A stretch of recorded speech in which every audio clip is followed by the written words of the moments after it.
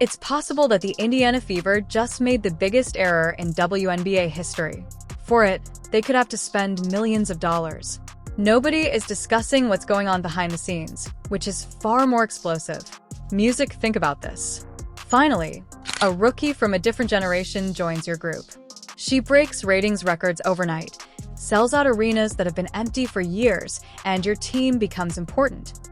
Music, again. What is the answer, then? No one seemed to be questioning why you kept bending her. This will astound you. Music, alright, let's start with the money. Although Caitlin Clark is expected to earn $11 million this year, her $78,000 WNBA salary is less than 1% of the total. She makes more money from a single Instagram post than she does from a month of sickness. Over the course of 8 years, Nike paid $28 million to sign her. She is treated like a queen by State Farm. Wilson even gave her a special phrase related to basketball music. Even though she couldn't stay healthy for more than 3 games in a row due to the fever, every company you can think of has open wallets. In terms of health, isn't that peculiar? Throughout her time in college, Caitlin never missed a game. She played through discomfort and dominated every night at Iowa for 4 consecutive years. However, she has frequently been excluded from the professional ranks due to unexplained groin issues. The impact of music is evident, regardless of whether it's due to misfortune or something more significant occurring behind the scenes. After her comeback, she played 6 games and shot just 4 for 12, shooting less than 30% overall and just 14% from 3. But no one is talking about this section. She continues to provide more than 9 assists each game on average. She is helping this team succeed and getting more bench time, even though she is in a slump and has one arm tied behind her back. Things became worse off the court, as if the court wasn't already full of drama. A 55-year-old stalker was recently sentenced to prison for harassing Caitlin Music, sending hundreds of unsettling texts, and even traveling to Indianapolis while believing they were dating. She had to alter her public persona in order to feel safer because things had gotten so horrible. Here's the crazy thing, though. Music, it seems that even he values her more than the therapy for the illness. Tickets are much more expensive when Caitlin is performing. In the secondary market, $1,200. During her absence, they drop by 40% overnight. It's not a downturn, but a financial freefall. After she declared she couldn't play, tickets for even the All-Star game, which was held in her home stadium, fell from $121 to $72. The Indiana front office is acting as though they have no idea that real money is being removed from the building. Music, it gets worse just when you believe it can't get much worse. The coach sent to make everything right, Stephanie White, enters. However, it appears that she is more interested in making Caitlin look awful than in allowing her to be herself. The viral moment from last week said it all. Music, during a timeout, White urged Caitlin to get out of the coach's chair in front of everyone. The message was quite clear. Recognize your job, novice. Music, avoid getting too cozy. This team is under our leadership, not yours. White continues to preach about long-term health and the interpretation of the larger picture. You've grown so large that we're terrified. Why else would you keep an eye on a physically fit 23-year-old when she starts to become hot? Why would you remove her from the game? Why make her alter the precise type of play that buys jerseys and packs arenas? It seems to be a continual reminder. Others have the power, even if you are the star. The worst part, though, is this. While Indiana is engaged in small-scale power struggles, Caitlin is covertly building something much larger. Music, an empire that doesn't even require them. She is not only well-liked but also a representative of women's basketball. She garnered more votes for All-Star Captain than any other player in the league, with over 1.2 million. Her suggestions are worth more than the salary of the entire crew. She could buy and sell half of the WNBA tomorrow if she so desired. However, the Fever seems to suggest that she would benefit from sitting on the bench. Music, this is where things get crazy since I have insider information.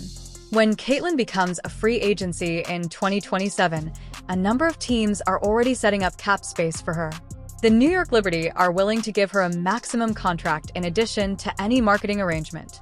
There are Las Vegas aces all around Manhattan. They would most likely rename a casino in her honor and have a lavish gala. International teams in Europe are debating 2 seven-figure incomes. Offers from crazy Chinese people could involve team ownership. Ice Cube also attempted to court her by making a big 3 offer of $5 million. She has more choices than a buffet in Vegas. Here, too, the fever has passed. The league's constant joke was that she should be thankful for the food that was left. Indiana switched from using inexpensive planes that paid for water to overnight private jet travel because of a single player. Moreover, they engage in power struggles that make reality TV seem insignificant rather than defending her. It's like complaining about taxes after winning the lotto. Are you wondering how awful things have gotten? While Caitlyn is chastised for taking 1 contested 3, players who go 2 for 14 are commended for maintaining their confidence. Music. The go-ahead is always offered to veterans who cannot reach the ocean from the beach. However, the team's greatest shooter in history is instructed to wait patiently. Music. Referees are shaking their heads. Music, because the double standard is so blatant, and this should infuriate every fan. WNBA players, on the other hand, only receive 9% of the league's earnings. NBA players receive half. What happens when Caitlyn arrives? Boosts attendance by 40% and raises shop income by 500%. Music. They're doing everything they can to get her to go. The most hilarious aspect is that Fever management genuinely believes they are in control of the situation. They believe that Caitlyn needs them more than they do. They are completely mistaken if they believe she needs them more than they need her. At just 23 years old, Caitlyn Clark has a net worth of about $5 million. Long after she hangs up her jersey, she will have endorsements that will safeguard her future. If music, she started the Penguin Basketball League, her devoted fan base would travel to Antarctica with her. Every Indianapolis employer ought to shudder at this figure. 86% of fans responded negatively when asked if they would still support the Fever if Caitlyn left. Music. It goes beyond simple loyalty. It's an obsession. That's not a fan base. Music. The army is in motion. The name on the front prevented these people from purchasing Fever shirts. Music. Because of the name on the back, they purchased these. And consider what transpired in Connecticut during the postseason, if you believe I'm overstating the stress she endures. They said that Caitlyn was accidentally struck in the eye by Jonah Carrington. Music. Carrington became defensive when reporters questioned him about it, and the Suns' management attempted to persuade the media to remove it. Caitlyn experiences that degree of jealousy every night. The saddest aspect is that she won't even have the support of her own squad. The figures are correct. 1 million people watch the games when Caitlyn is playing. They had a hard time reaching 200,000 without her. She was essentially in charge of ESPN's WNBA coverage. Furthermore, when she isn't performing, music interest in her on social media decreases by 70%. She works as the league's marketing department in addition to being a musician. The discourse quickly wanes without her. At this point, the temperature is becoming frightening. Rumor has it that Caitlyn is already considering leaving Indianapolis, according to close friends and family. The frequent injuries, the strange coaching choices, and the management's lack of support are all getting worse. Music. She changed from being the league's most vulnerable superstar to an iron woman who never missed a game while in college. Furthermore, music. A lot of people are beginning to question what is actually happening in this situation. The most absurd part is that because of the Fever, this issue might be fixed tomorrow. Anyone who doesn't know what they own should be fired. Coaches should bring in music, unite the team behind Caitlyn, give her the franchise's keys, and watch the money flow in order to allow her to be herself. And instead of making her use an antiquated, ineffective method. However, in Indianapolis, ego is more important than economy, therefore they won't.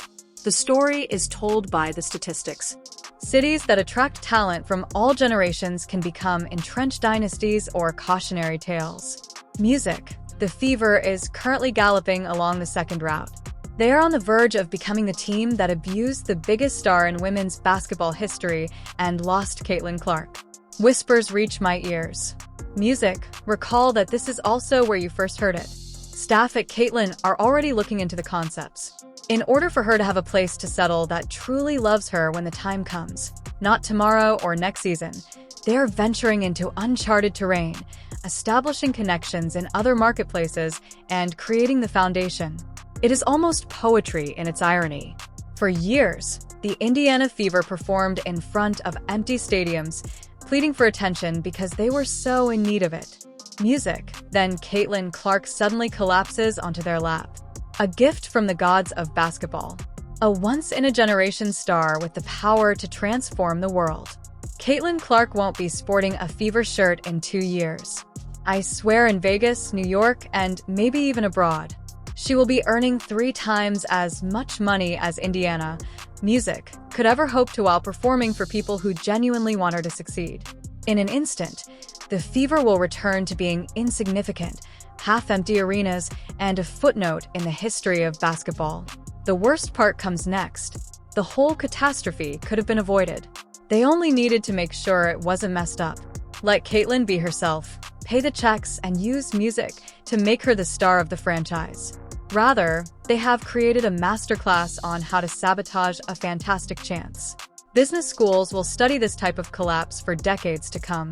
The consequences of treating a $100 million athlete like she's on minimum wage will soon be seen by the Fever. Caitlin Clark does not require the Indiana Fever. When the circus departs town and takes all of the ticket buyers with music, they will at last understand what they had and what they lost. She didn't, but they needed her for a brief, blissful moment, and they shoved her out the door rather than receiving it. Is this the biggest error in WNBA history, in your opinion? Click like.